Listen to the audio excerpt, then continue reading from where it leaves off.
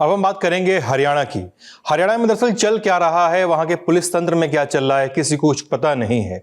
एक आईपीएस अधिकारी वाई पूरन कुमार अपने घर के साउंड प्रूफ बेसमेंट में खुद की जान दे देते हैं सीनियर अधिकारियों पे, यहां तक कि सूबे के डीजीपी पर भी इल्जाम लगाते हैं जातिगत भेदभाव करने का। ये केस उलझा ही हुआ था, सुलझने की ओर धीरे धीरे बढ़ रहा था कि एक और पुलिस अधिकारी एएसआई संदीप लाठर ने भी जान दे दी। वहां से भी आखिरी नोट बरामद हुआ, उस पर आरोप लगाया गया आईपीएस वाई पूरन कुमार पे। दोनों तरफ से क्रॉस एफआईआर्स हैं, दोनों तरफ से अपने अपने आरोप हैं। इस बात को समझने के लिए हरियाणा में चल क्या रहा है, लूप होल्स कहाँ हैं और कुछ थ्योरीज जिन पे किसी को भरोसा भी नहीं हो रहा है वो क्या है, इन पे हम बात करने के लिए अपने कुछ गेस्ट से आज रूबरू होंगे। इनमें होंगे डॉक्टर सुरेंद्र धीमान, जो दैनिक सवेरा अखबार के संपादक हैं, हरियाणा से आने वाले पत्रकार हैं सत्येंद्र चौहान जी, और आईपीएस वाई पूरन कुमार को न्याय दिलाने के लिए एक मंच को लीड करने वाले और अध्येता डॉक्टर जय नारायण हमारे साथ रहेंगे, और उत्तर प्रदेश के पूर्व डीजीपी विक्रम सिंह वो भी हमारे साथ मौजूद रहेंगे। और जैसे जैसे सेशन आगे बढ़ेगा कुछ और लोग भी शायद जुड़े।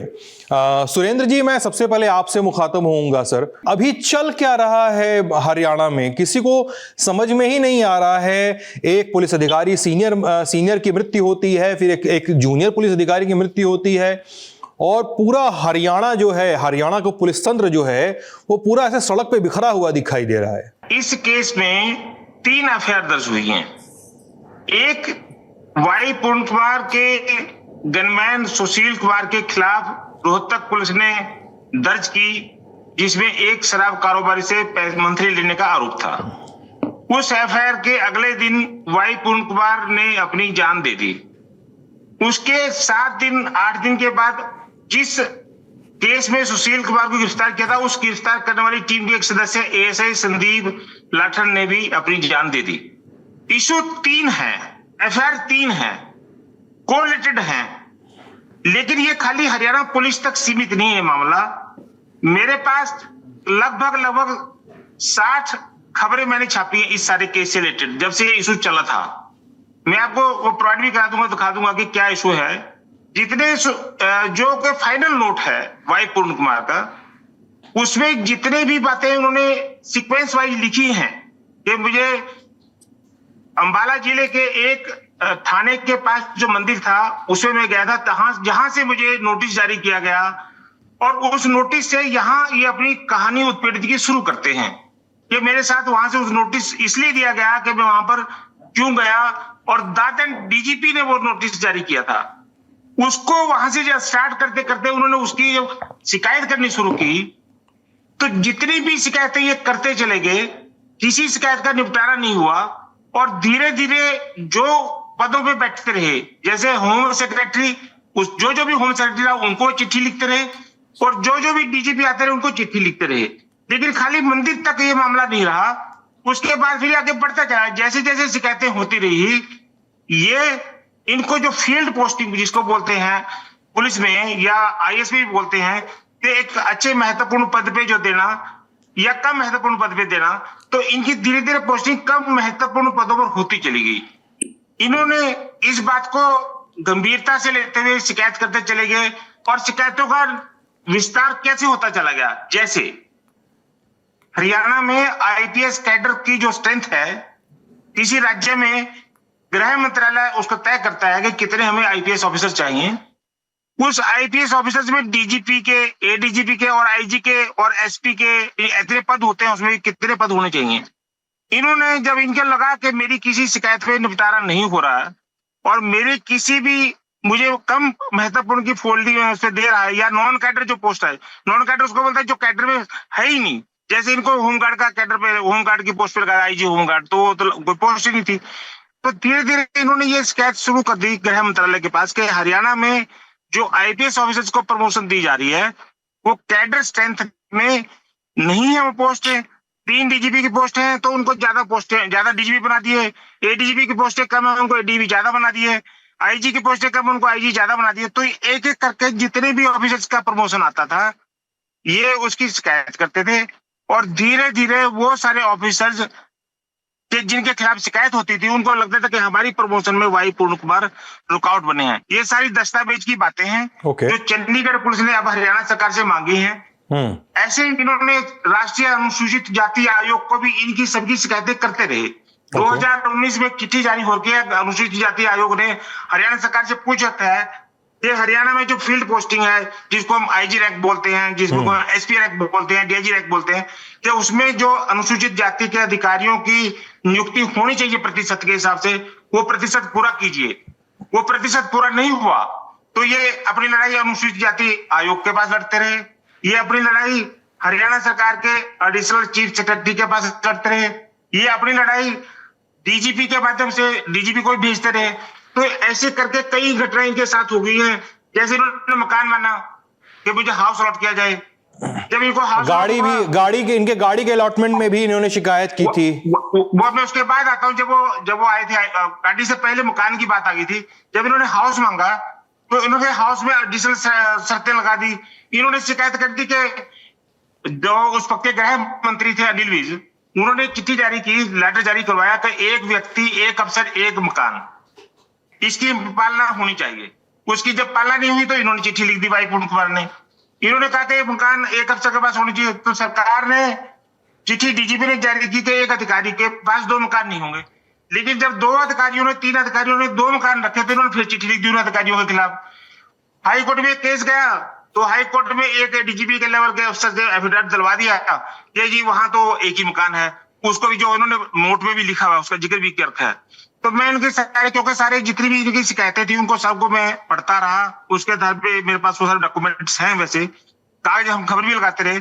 तो धीरे धीरे एक ऑरा बन गया इनके खिलाफ तंत्र में कि जिस भी अफसर की प्रमोशन होती थी वो सोचता था कि मेरे खिलाफ वाई पूर्ण कुमार ने लिख दिया, मेरी प्रमोशन नहीं होगी। सत्येंद्र जी के पास चलते हैं। सत्येंद्र जी, अभी डॉक्टर साहब बहुत सारी शिकायतों का जिक्र कर रहे थे।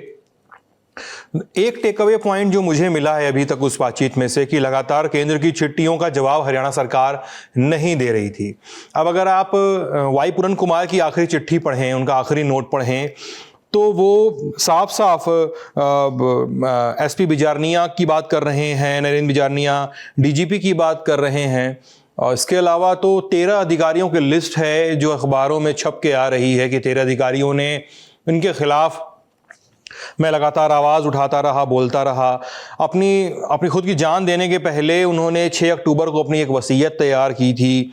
सारी संपत्ति उन्होंने पत्नी के नाम की। मतलब आप देखिए सर, ये कि एक सिस्टेमिक फेल्योर था। अगर 7 अक्टूबर को जान देते हैं वाई पूर्ण कुमार और 6 अक्टूबर को वसीयत तैयार करते हैं, तो मतलब ये कोई ऐसा डिसीजन नहीं था जो उन्होंने एक झटके में लिया हो, एक मोमेंट ऑफ रिकॉल में, एक मोमेंट ऑफ डिप्रेशन में लिया हो, ऐसा नहीं था। वो 2-3 दिनों से इसकी प्लानिंग में थे। उसके बाद भी जो हम देख रहे हैं डीजीपी को लेकर जो कंफ्यूजन मचा हुआ है, एसपी बिजारनिया को लेकर जो कंफ्यूजन दिख रहा था एक्शंस को लेकर, सर पुलिस के अंदर क्या चल रहा है वहां पर अभी? मतलब इस केस के बाद अब क्या चल रहा है सर? खासकर जब एएसआई संदीप लाठर का केस भी अगर इसमें जोड़ दें तो, जो खुद अपनी जान लेते हैं और घूमकर आरोप लगाते हैं वाई पूर्ण कुमार पर कि उन्होंने हर सब कुछ को जाति के एंगल से फैब्रिकेट किया है। सर प्लीज बताएं। देखिए, सबसे पहले यहाँ समझना होगा कि हिंदी में कहावत है, सांप के मुंह में छछूंदर। अब जो पीड़ित परिवार है, अब 2 पीड़ित परिवार हैं। एक तरफ एएसआई संदीप लाठर है तो दूसरी तरफ स्वर्गीय वाई पूर्ण कुमार हो गए। दोनों के अपनी अपनी दलीलें हैं। लेकिन यहां पर सबसे बड़ा सवाल यह है कि पहले जो सुसाइड हुआ, वाई पूर्ण कुमार एक आईपीएस अधिकारी थे और उनका एक लंबा टेन्योर अभी बचा हुआ था सर्विस में। दूसरी बात, जब कोई व्यक्ति इतना बड़ा कदम उठाता है कि वो अपनी जान देने के लिए तैयार हो जाता है, तो वहां पर एक मानसिक जो संतुलन है, एक मानसिक परिस्थिति है, एक मानसिक दबाव किस कदर हो जाता है, उसका अंदाजा आप लगाइए कि जब व्यक्ति ये सोच लेता है कि मैंने जान ही देनी है, और एक ऐसा व्यक्ति जो थ्रो आउट अपनी सर्विस के दौरान लगातार सिस्टम के खिलाफ कार्रवाई करता रहा, कानूनी तौर पर, वैधानिक तौर पर लड़ता रहा, आवाज उठाता रहा अपने वरिष्ठ अधिकारियों के खिलाफ, तो यहां पर सबसे अहम बात यह है कि कहीं ना कहीं उस व्यक्ति उस अधिकारी के मन में कोई ना कोई टीस, कोई ना कोई दर्द, कोई ना कोई तकलीफ जरूर रहा होगा। दूसरी बात, जो अभी डॉक्टर सुरेंद्र धीमान ने बड़े विस्तृत तरीके से बताया है कि इस कहानी का बैकग्राउंड क्या है, तो उस पर जाने का कोई फायदा नहीं है।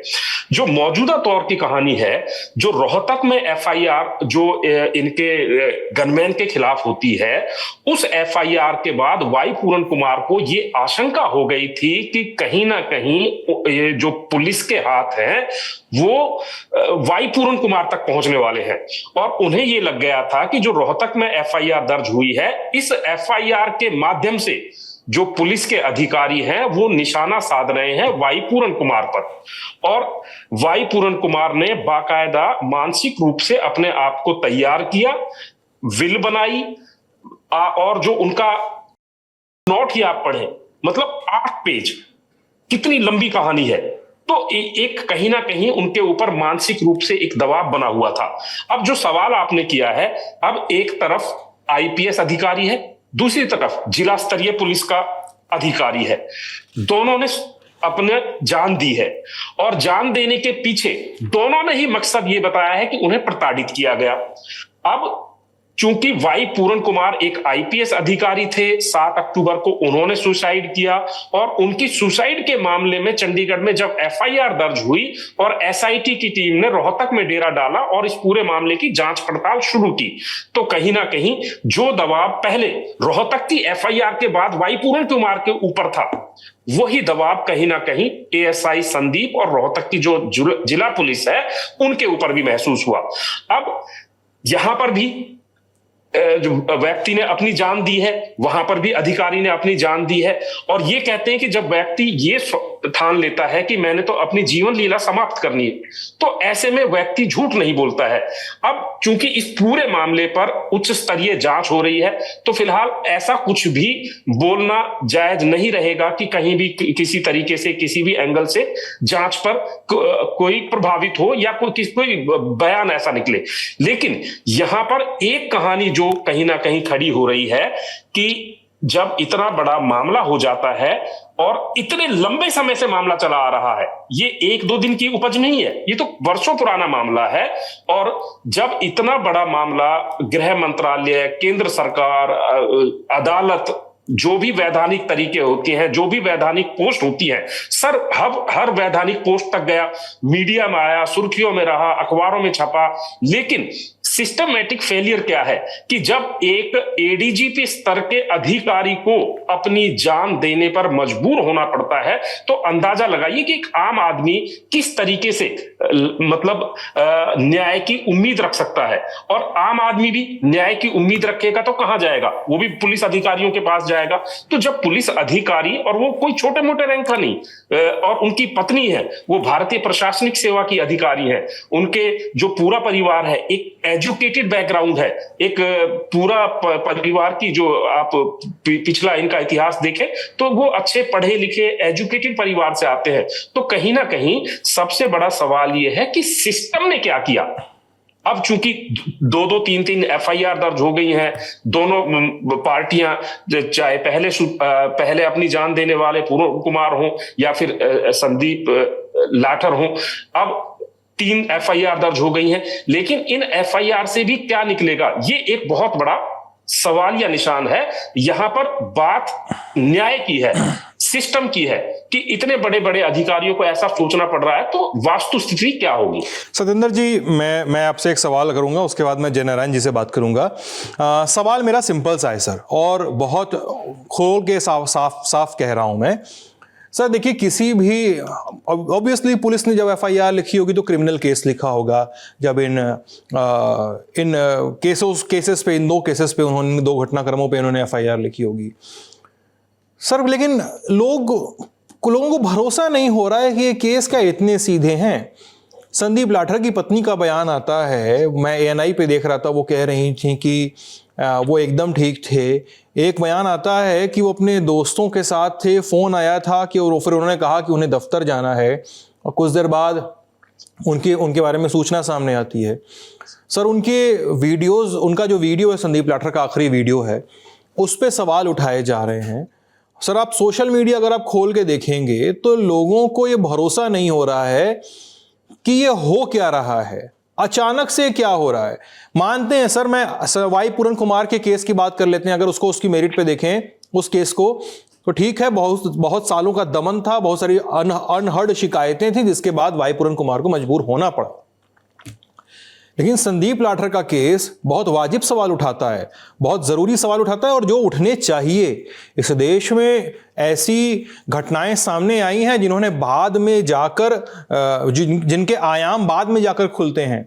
संदीप लाठर के केस में सर ऐसे कौन से सवाल हैं, ऐसे कौन से चेन ऑफ इवेंट्स हैं जो इस मामले को थोड़ा ज्यादा संदेहास्पद बनाते हैं?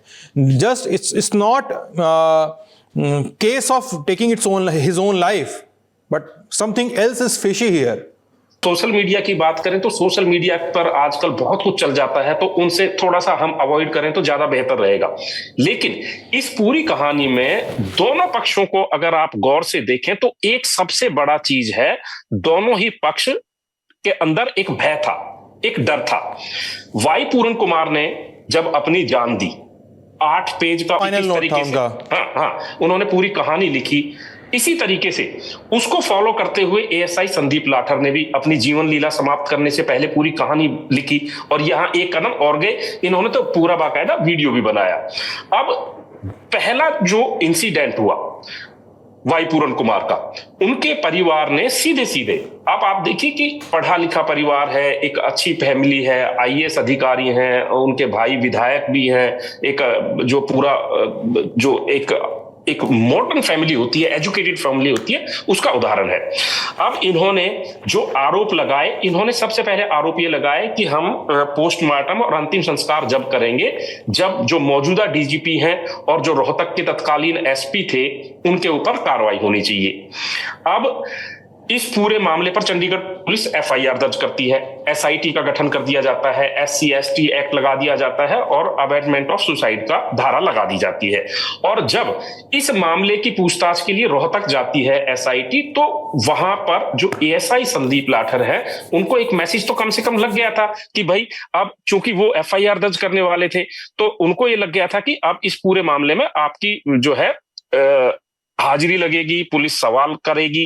दूसरी तरफ वाई पूरन के मन में भी इसी तरह के सवाल थे कि उनके जब गनमैन को गिरफ्तार कर लिया है, एफआईआर दर्ज हुई है और जिस तरह की परिस्थितियां बन रही है, उस माहौल में पुलिस उन तक भी पहुंचेगी तो कल को उनकी किरकिरी होगी। दूसरा, उनका जो व्यवहार था, जैसे कि डॉक्टर सुरेंद्र धीमान ने भी पूरी विस्तृत तरीके से बताया कि उनका व्यवहार एक शिकायती बन गया था कि डीजीपी के खिलाफ शिकायत, गृह सचिव के खिलाफ शिकायत, तमाम बड़े अधिकारियों के खिलाफ शिकायत, यहां तक कि चुनाव आयोग को लेकर भी एक बार इन्होंने वो किया था। तो इनका जो रवैया था ऐसा बन गया था कि ये शिकायती हैं, हर मामले में शिकायत करते हैं। लेकिन इनके अंदर भी डर था कि रोहतक में जो एफआईआर दर्ज हुई है, वो एफआईआर कहीं ना कहीं अब उसके जो है उसका मकसद ये है कि वाई पूरन कुमार को सेट करना है। ये उनके मन में एक प्रीजुडिस जिस तरीके से होते हैं ना, कि पहले पूर्वाग्रह उनको हो गया कि ये हो गया, और उन्होंने पूरी तरीके से वो जो अपना डिक्लेरेशन किया, पूरा 8 पेज का वो बनाया, विल करी, अपनी बेटियों के नाम, पत्नी के नाम संपत्ति का बंटवारा कर दिया। और जब इस मामले की एफआईआर के बाद एसआईटी वहां पहुंची, तो वही डर जो वाई पूरन कुमार के मन में था, अब संदीप के ऊपर भी आ गया। तो संदीप ने भी अब पूरी कहानी को बताते हुए, और जिस तरीके से सोशल मीडिया पर उनके वीडियो दिखाए जा रहे हैं, वीडियो जो चल रहे हैं, जो उसमें वो क्या कह रहे हैं कि भाई मैं इनकी तारीफ करता हूं, वो करता हूं, तो इसमें इसके अलावा अब ये मामला जातिगत भी रंग ले लेता है कहीं ना कहीं। एक तरफ दूसरा समुदाय है, दूसरी तरफ दूसरा समुदाय है। एक पंचायत रोहतक में होती है, एक पंचायत चंडीगढ़ में होती है। तो कुल मिलाकर इस पूरे मामले में जो एक कॉमन फैक्टर है, वो है डर कानूनी कार्रवाई का। और ये दोनों जो जान गई हैं, वो कहीं ना कहीं इसी के इर्द गिर्द घूमती हैं। ठीक है सर। जयनारायण जी, मैं आपके पास आ रहा हूं सर। इस केस में ऑब्वियसली कुछ सवाल नहीं झुठलाए जा सकते कि वाई पूरन कुमार बार बार बोल रहे थे कि उन्हें उनकी जाति के आधार पर उनके साथ भेदभाव किया जा रहा है और उन्हें ये झेलना पड़ रहा है। शिकायतें और तमाम ब्यौरे साथी पत्रकारों ने भी साझा भी किए। लेकिन सर इस मामले की संवेदनशीलता और इस मामले का जो पूरा हिसाब किताब है वो एक और लेयर पे जाके गड़बड़ होता है। वो है जब इसको जाट बनाम दलित उस एंगल से देखा जाने लगता है। मतलब आप देखिए, नरेंद्र बिजारनिया के पक्ष में खाप पंचायतें बैठती हैं, उनके पक्ष में खाप पंचायतों के फरमान आते हैं, संदीप लाठर के परिवार से तमाम संगठन मिलते हैं और फिर ये एक नैरेटिव बन जाता है। आपको देखने लगता है कि यार हरियाणा में जाट अफसर बनाम दलित पुलिस अफसर, इसकी बात होने लगती है। सर क्या टेक है आपका इस पे? अवनीत जी जब जापान से आई तो पारिवारिक मैटर था, उन्होंने परिवार में अपनी बातें की जो भी हुई। इसके बाद सीएम साहब जापान से सीधे जो है पहले उनके घर पे आए, हम वही थे और सीएम साहब से सब ने ये बात सामने आ गई वहां परिवार की तरफ से कि जान देने का जो उन्होंने हलफनामा तैयार किया था उसमें जो नाम दिए थे पीड़ित, जिन जिनसे वो पीड़ित रहे, लेकिन परिवार ने सीधे सीधे तौर पर यह कह दिया कि हम 2 आदमियों को इसका जिम्मेदार मानते हैं, जो अधिकारियों को, एसपी रोहतक और डीजीपी हरियाणा, हमें इनके खिलाफ कार्रवाई चाहिए। तो वहां मुख्यमंत्री लगभग 1 घंटा रहे और उनको आश्वासन दिया कि उचित कार्रवाई की जाएगी, आप पोस्टमार्टम कराएं और आगे की प्रक्रिया शुरू करें। लेकिन परिवार इस बात पर अड़ा रहा कि हम जो है पोस्टमार्टम नहीं कराएंगे जब तक डीजीपी बर्खास्त नहीं हो जाते, उनको गिरफ्तार नहीं किया जाता। यह मामला जो है बड़ा टेंस हो गया और उसमें फिर हमने जाते जाते सीएम साहब से, हम भी इस बात को बड़ा नहीं करना चाहते थे कि न्याय जरूर हो, लेकिन डेड बॉडी वहां रखी है, जल्दी पोस्टमार्टम हो जाए और सच सामने आ जाए, एक सच्ची इंक्वायरी चले। 5 बजे सीएम साहब ने तुरंत समय दे दिया कि आप 5 बजे सारे के सारे जो प्रतिनिधि हैं सोशल संगठनों के सीएम हाउस पे आ जाओ। हम 5 बजे सारे लगभग 100 के करीब बंदे हो गए थे वहां सीएम हाउस में, जो भी मेन प्रतिनिधि थे सारी संस्थाओं के, वो सीएम साहब के पास मिले। सीएम साहब ने वहां बैठकर खुल के बातें की। वहां यही बात सामने आई और यही हमारी डिमांड थी कि सबसे पहले कार्रवाई जो है आप डीजीपी हरियाणा पर करें, उनको बर्खास्त करें। परिवार की डिमांड बर्खास्त की है, उसके बाद कानूनी पहलू क्या है, सीधे बर्खास्त किया जा सकता है या उनको छुट्टी पर भेजा जा सकता है, वो दूसरा जांच का विषय। दीमान साहब उसके बारे में ज्यादा बता सकते हैं, कानूनी पहलू के बारे में उनको। और तो उन्होंने जो है कह दिया, हमने कहा भी कम से कम, खुद मैंने जो है इसको सीएम साहब से मैंने बात की, सर ऐसा कर लो क्योंकि लोगों में रोष बहुत ज्यादा है। तो सीएम साहब तो सीएम नायब सिंह सैनी ने क्या कहा फिर आपसे? सर नायब सिंह सैनी से मैंने कहा, सर मैंने ये बात मैंने की, सर एक बार जो है अधिकारियों को छुट्टी पर भेज दें और ये जो है जो हमारी जो अशांति फैल जाएगी, लोगों में रोष बहुत ज्यादा है, उसके बाद जांच को भी वो प्रभावित नहीं करेंगे और ये जो है हमारा काम हो जाना चाहिए, हमारी ये डिमांड है। तो सीएम साहब ने हमारे कहा कि आप चंद मिनट, मैं अभी जापान से आया हूं और परिवार से मिलकर आया हूं, मुझे थोड़ा सा समय दें आप। और हमने 1 रात का माँ, सर आप रात को कोई भी कार्रवाई कर लें, उसके बाद फिर हम हमारा जो ये जो संगठन है उसके बाद आपको फिर कार्रवाई जो हमारी होगी हम आपको बता देंगे। फिर हमने एक महापंचायत का जो है सोचा, कमेटी ने फैसला लिया कि एक महापंचायत बुला लेते हैं, सारे संगठन आ जाएंगे और हम बैठ के बात करते हैं। जय नारायण जी, मैं आपको टोक के एक सवाल बस पूछना चाह रहा हूँ। हाँ, मैं इस पूरे सिस्टम में, आप एक सोशल संस्था से जुड़े हैं, आप इसको एक कॉज की तरह देख रहे हैं, बहुत छोटा सा कमेंट चाह रहा हूँ इस पे। हाँ जी। हरियाणा जैसे राज्य में जहां पर पुलिस तंत्र पे सवाल उठ रहे हैं, वहां पर दलितों के साथ दमन, इस घटना का कितना बड़ा स्कोप है, वो कितने बड़े लेवल पे होती है या कितने छोटे लेवल पे होती है, क्या उसका आकार है? सर थोड़ा बताइए इस बारे में। जो सिस्टम से एक आईपीएस अधिकारी अगर ये आरोप लगा रहा है तो हमें लगता है कि नीचे जब जितना हम स्टेटा में नीचे उतरते जाएं, ये तो और फैलता जाता होगा। सर ये डिस्क्रिमिनेशन तो है, इसमें कोई दो राय नहीं, क्योंकि जहां पर जैसे दीमान साहब ने भी बताया पोस्टिंग होती है, वहां भी थोड़ा सा पक्षपात रहता है अधिकारियों की। और जैसे कोई अब थोड़े दिन पहले मनीषा की घटना हुई है भिवानी में, उससे पहले एक लुधियाना कांड भी हुआ है, उससे पहले फिरोजपुर कांड भी हुआ है, उससे पहले एक ये घुड़चड़ी। आज तक भी हरियाणा में ये मानसिकता है कि दलित व्यक्ति घोड़ी पर बैठकर जो है वो बारात नहीं निकाल सकते, अपना वो नहीं कर सकते। ये तो है सर, इसमें कोई शक नहीं है। हरियाणा में अब भी कुछ ऐसी मानसिकता के लोग हैं जो उस पुराने रीति रिवाजों में उलझे हुए हैं, और सरकारी तंत्र में भी बिल्कुल ये मानसिकता बनी हुई है। ये सच्चाई है सर। तो पोस्टिंग से लेकर घोड़ी चढ़ने से लेकर पोस्टिंग तक सब कुछ में ये काम कर रहा है, सब कुछ में ये इसका इस्तेमाल किया जा रहा है। मानसिकता है, लेकिन उसके साथ सारे नहीं, सब अच्छे लोग भी हैं। जैसे मैंने महापंचायत बुलाई, महापंचायत में केवल दलित ही नहीं आए सिद्धांत जी, महापंचायत में जाटों के प्रतिनिधि भी, दूसरे प्रतिनिधि भी आए, और वो कहते हैं इस मामले में हम आपके साथ हैं। और हमने कहा भी अन्याय किसी के साथ हो, हमारा भी एक सफल संदेश है। ये कमेटी जो बनाई गई है, इसका सिर्फ ये नहीं कि दलितों के साथ अन्याय होता है तो उसके लिए आवाज उठाएं, अगर किसी और के साथ भी अन्याय होता है तो हम उसकी भी आवाज उठाएंगे। ये बात वहां आई और उन लोगों ने वो भी वहां के शामिल हुए। अगर संदीप के साथ गलत हुआ तो ये कमेटी बिल्कुल यहाँ आपके माध्यम से कहती है कि उसका भी न्याय होना चाहिए। अब सच्चाई क्या है, कानूनी पहलू क्या है, सच्चाई इस केस में क्या है, उसमें क्या है, वो तो इंक्वायरी के बाद सिद्धांत सामने आएगा, लेकिन न्याय सबके साथ होना चाहिए। अग्री। डॉक्टर सुरेंद्र जी, मैं आपसे जानना चाहता हूं दो व्यक्तियों के बारे में जिनके ऊपर जिनका नाम बार बार आ रहा है। एक तो मैं एसपी बिजारनिया की बात तो हो चुकी है, एक है डीजीपी शत्रुजीत कपूर, जिनके ऊपर कांग्रेस नेता उदित राज ने भी आरोप लगाए हैं, कहा कि वो 1 करोड़ से ज्यादा की तो उनकी रेंटल इनकम है, 1 करोड़ से ज्यादा वो तो कई किराया उठा रहे हैं। और दूसरे हैं राजेश खुल्लर। सर, इन दोनों के रोल्स पे बहुत बात हो रही है कि खुल्लर तो सरकार चला रहे हैं और डीजीपी तो आंखों के तारे हैं। देखो, 2 चीजें ध्यान रखने की जरूरत है। आरोप कोई भी लगा सकता है, सब लोग फ्री हैं, और सामान्य तौर पर जब बड़े आदमी होते हैं वो बड़े टारगेट जल्दी उन पर किया जा सकता है। किसी प्रकार का आरोप किसी के ऊपर भी कोई लगाया जा सकता है। जो डीजीपी सत्यजीत कपूर पे आय से ज्यादा का कोई भी आरोप लगाया जा रहा है वो व्यक्तिगत मामला है, उस पर मुझे कुछ नहीं कहना है, क्योंकि ऐसी कोई शिकायत किसी भी सरकार के पास मैंने अब तक नहीं देखी है भी किसी ने उनकी ये शिकायत की हो। ऐसी जहां तक राजेश खुल्लर की बात हो रही है, वो मुख्यमंत्री के मुख्य प्रधान सचिव हैं। मुख्यमंत्री के मुख्य प्रधान सचिव का काम यही होता है कि जितने भी वहां पर फैसले हो मुख्यमंत्री से बात करें, और मुख्यमंत्री से बात करने के बाद वो जो मुख्यमंत्री चाहते हैं वैसा फैसला हो।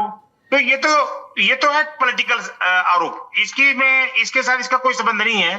जहां तक संबंध है वाई पूर्ण कुमार के उस नोट का, जिस नोट में फाइनल नोट में उन्होंने ये बात कही है कि उनके कहने पर रोहतक के एसपी उनके खिलाफ ऐसी साजिश रच रहे हैं जिससे उनकी मानहानि या कुछ और उनको हो सकता है।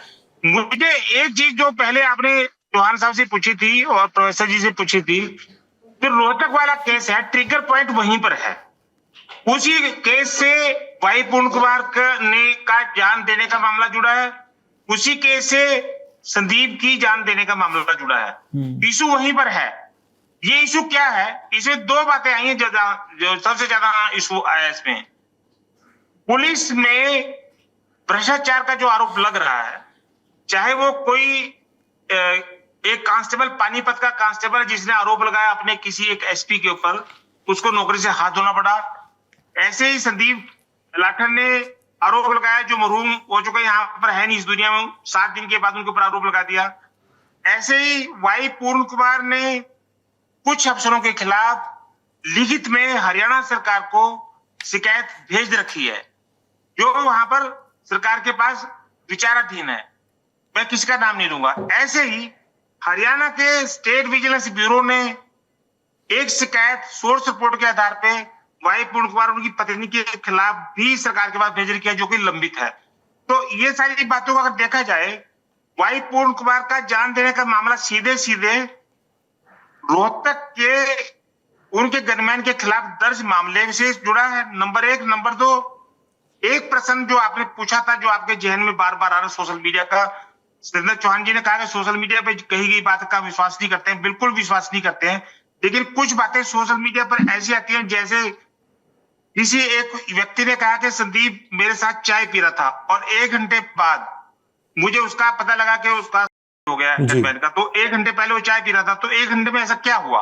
ऐसे ही उसके ब्रदर ने कहा, जो मामे का लड़का है, कि वो कह रहा था कि वाई पूर्ण कुमार के केस में कहीं मेरे ऊपर तो आंच नहीं आएगी, तो एक भय ये हो गया। तीसरा भय हो गया कि जो व्यक्ति इस दुनिया में नहीं है, उस सुसाइड नोट में और वीडियो में जो बोल रहे हैं, जो उन्होंने फाइनल नोट किया, संदीप ने भी अपना फाइनल नोट वर्ड लिखा है, जो कि फाइनल नोट वर्ड उन्होंने भी लिखा था भाई पूर्ण कुमार ने। दोनों में एक सिमिलरिटी है। दोनों सिमिलरिटी है, बहुत समानता है। फाइनल नोट का वर्ड हम पहली दफा लिखने आ रहे हैं, ये कोई सोच समझ के लिखा जाता है। तो ये जो इशू है, उसकी जिस ठेकेदार की शिकायत पे रोहतक में गनमैन के खिलाफ पर्चा दर्ज हुआ, जिस दिन भाई पूर्ण कुमार ने जान दे दी, उसी दिन रात को मुंह ढके उसका वीडियो कैसे वायरल हुआ। एक जो कोर्ट में बयान जज के आगे उसने ठेकेदार ने दिया, वो बयान रात को कैसे वायरल हो गया, जो कि सामान्य तौर पर आम पत्रकारों के पास नहीं जाता है जी। इसके पीछे भी एक कहानी देखनी पड़ेगी। ये जांच का सब, मुझे भी बहुत साल से मैं क्राइम रिपोर्टिंग भी करता रहा हूं, अब तो चलो मैं एडिटर बन गया हूं। ये सामान्य केस नहीं है। जान कोई भी व्यक्ति आखिर समय पर देता है जब उसके सारे रास्ते बंद हो जाएं। भाई पूर्ण कुमार का केस अगर उनके फाइनल नोट में देखें तो जितनी उन्होंने कहानी लिखी है वो तो कई सालों से चल रही थी, तो ऐसा उसकी वजह से तो वो अपनी जान नहीं दे सकते थे। जान देने का कारण तो उनकी पत्नी जो अवनीत पी कुमार है, उन्होंने जो कंप्लेंट दी थी चंडीगढ़ पुलिस को, उसमें 2 बातों का जिक्र करके है। वो 2 बातें बार बार अब सोशल मीडिया में भी आ रही हैं, कुछ अखबारों में छप के आ रही हैं। ना तो चंडीगढ़ पुलिस ने उसकी कंफर्मेशन की है, ना हरियाणा पुलिस ने कंफर्मेशन की है। जी सर, मेरी एक जब इल्तिजा है कि इसमें एक चीजों पे और कमेंट कर दीजिए, वो है हिमांशु भाऊ गैंग पे। डॉक्टर सुरेंद्र सर, कि क्या एक गैंग का नाम और एक वो कारोबारी राव इंद्रजीत का नाम जो भागा हुआ है, फिर एलविश यादव और आखिर में हिमांशु भाऊ गैंग, सर ये भी लेयर, ये लेयर भी थोड़ा सुलझा दीजिए सर। नहीं, मैं इसमें सुलझाता हूं। गैंग का मैं कोई जिक्र नहीं करूंगा क्योंकि गैंग की बात कहीं पर नहीं आई। ये तो एक सोशल मीडिया में कुछ लोगों का देन है, गैंग का नाम है। लेकिन एक लेयर की बात जो है, दूसरा इसको छोड़ दिया जाए तो जो उन्होंने अपने वीडियो में संदीप ने बोला है, उसमें वो जेम्स बॉन्ड वाले जो यादव हैं उनका जिक्र किया है। इस केस से संबंधित एक व्यक्ति, एक जो 7 दिन पहले इस दुनिया में नहीं है, अपनी जान दे चुका है, उनके ऊपर भ्रष्टाचार के आरोप लगाते हैं और एक एसपी को और डीजीपी को वो एक तरफा अपने पक्ष में, उनके पक्ष में बोलते हैं। इस पे जरूर सब लोगों को ये लग रहा है, और आपने भी अपने ओपनिंग रिमार्क्स में कहा था, इसकी जांच होनी चाहिए कि ऐसा क्या हुआ कि उस टीम ने सुशील कुमार को उठाया था, वो अब तो सोशल मीडिया में ये बातें भी आ रही है कि 5 दिन उनको उसको अवैध हिरासत में रखा, सीसीटीवी फुटेज गायब। मैं उसके कोई कंफर्मेशन नहीं कर रहा हूँ क्योंकि बहुत टेक्निकल, प्रैक्टिकल और लीगल बात करता हूँ। चंडीगढ़ पुलिस ने अभी तक कोई स्टेटमेंट जारी नहीं की, रोहतक पुलिस ने अभी तक कोई स्टेटमेंट जारी नहीं की। हाँ, ये कहा जा रहा है कि जो अवनीत पी कुमार ने लिखित में चंडीगढ़ पुलिस को जो शिकायत दे रखी है, जो कि एफआईआर का हिस्सा है, उसमें उन्होंने लास्ट में जो नाम, जैसे आपने ओपनिंग रिमार्क्स में कहा था कि डीजीपी का नाम लिखकर कहा है कि रोहतक के उस वक्त के एसपी थे जो, उन्होंने इनको फंसाने का काम किया है, ऐसा इंस्टिगेट कर रहे हैं। और जब उन्होंने डीजीपी को फोन किया, मेरे पति ने, उन्होंने ये लिखा उसमें कोर्ट में, उन्होंने बातचीत तो की लेकिन मैटर हजप हो गया और रोहतक के एसपी ने बात ही नहीं सुनी। ये एक ऐसा विषय है जो हरियाणा पुलिस की, वैसे तो पूरे देश में कहीं पर भी चले जाओ करप्शन का बहुत नाम चल रहा है। पंजाब में भी कल आपने एक डीआईजी देखा है, डीआईजी को पकड़ा गया, उनके घर से इतने पैसे। मैं पूरी पुलिस को ना तो किसी अफसर को बदनाम करना चाहता हूं, ना मैं कुछ हूं। एक विषय जरूर आया है कि क्या करप्शन के केस में एक ही अफसर करप्ट है या कुछ और लोग भी हैं, या एक आदमी जो इतना शिकायत करता था तो उसके खिलाफ ऐसा माहौल बन गया है कि आखिर में उसको लगा कि अब इस केस की जांच आज उसके गनमैन के थ्रू उनके पास आएगी और उनको भी कहीं ना कहीं ऐसा हो, उनको भी ले जाया जाए, कोर्ट में लेके जाया जाएगा, उनकी मानहानि होगी, उनका बड़ा इतना कद है। एक तीसरी बात मैं और क्लैरिफाई करना चाहता हूं, जो तथ्यात्मक दृष्टि से गलत चल रही है कुछ टीवी चैनल्स पे। या सर प्लीज। वाई पूर्ण कुमार हरियाणा कैडर के 2001 बैच के आईपीएस अफसर थे। ये अभी तक आईजी थे, ये एडीजी में प्रमोट नहीं हुए थे। बहुत सारे चैनल, अखबार उनको एडीजी लिख रहे हैं या एडीजी प्रमोट नहीं हुए थे। तो एक 3 सीनियर रिटायर्ड आईएएस अफसरों की कमेटी बनाई गई। उस कमेटी को वाई पूर्ण कुमार की शिकायतों का निपटारा करने के जांच लिए। करने का फैक्ट फाइंडिंग देखने की कहा गया। हालांकि वाई पूर्ण कुमार ने उस कमेटी में भी ये कहा था कि कमेटी जांच नहीं कर सकती है, लेकिन एक सिस्टम फेल ये रहा, हरियाणा सरकार का एक सिस्टम ऐसा फेल रहा, इनकी शिकायतों का इतना बड़ा पटारा है कि एक आयोग भी गठित हो सकता है जितनी शिकायतें उन्होंने करती है उसकी जांच करने के लिए, जो कि चंडीगढ़ पुलिस की जांच करेगी। अगर हरियाणा सरकार के वो अधिकारी जो इस वाई पूर्ण कुमार की शिकायतों से संबंधित थे, अगर वो समाधान कर देते तो आज ये दोनों जाने नहीं जाती, दोनों आज इस दुनिया में होते, मेरा ये मानना है। इस समय हमारे साथ जुड़ चुके हैं उत्तर प्रदेश के पूर्व डीजीपी विक्रम सिंह जी। सर, आपका स्वागत है। सर, मेरा सवाल आपसे ये है इस पूरे मामले में कि सर, बार बार किसी भी प्रदेश में अगर आप बात करें जहां पे बड़ा एक सिस्टम काम करता है, वहां पर अक्सर पुलिसिया खेमे में या कहें तो एडमिनिस्ट्रेटिव खेमे में, उस महकमे में खेमेबाजी दिखाई देती है, गुटबाजी दिखाई देती है, उसकी खबरें चर्चाएं होती हैं। आप ऑफ द रिकॉर्ड अधिकारियों से बात करें, पत्रकारों से बात करें, सीनियर लीडर से बात करें, तो वो एक तरह के गुटिज्म, मतलब ग्रुपिज्म की बात करते हैं कि इसका अपना ग्रुप है, उसका अपना ग्रुप है। सर, ये कितना सही है, कितना वाजिब है ये ग्रुपिज्म होना एडमिनिस्ट्रेटिव महकमे में? एक सवाल ये है, और इससे नत्थी करके एक सवाल ये है कि अगर वो ग्रुपिज्म है और वो इतना ज्यादा चश्मदीद है कि एक हमारे पास एक आईपीएस वाई पूरन कुमार का केस होता है और एक एएसआई संदीप लाठर का केस होता है, और बीच में गनमैन सुशील कुमार, एसपी बिजारनिया जैसे किरदार बहुत सारे होते हैं, इन सब चीजों को होने से कैसे रोक सकते हैं? इसमें पूरा ओवरहॉल करने की आवश्यकता है। बात न करना भी एक जिसका सिम्टम है रोग का। रोग के बारे में अगर खुल के चर्चा करें और स्वीकार करें कि हम रुग्ण हैं, अगर हम रुग्ण हैं तो ये हमारे सिम्टम है, और सिम्टम ये है कि 5/6 अक्टूबर को एक अपराध दिखाया जाता है, सुशील कुमार गनमैन की गिरफ्तारी होती है। जान इतनी सस्ती है, दोनों ने एक दूसरे के ऊपर पारस्परिक आरोप लगाए हैं। सच्चाई में बड़ी ताकत होती है, सच्चाई बड़ी सीधी होती है।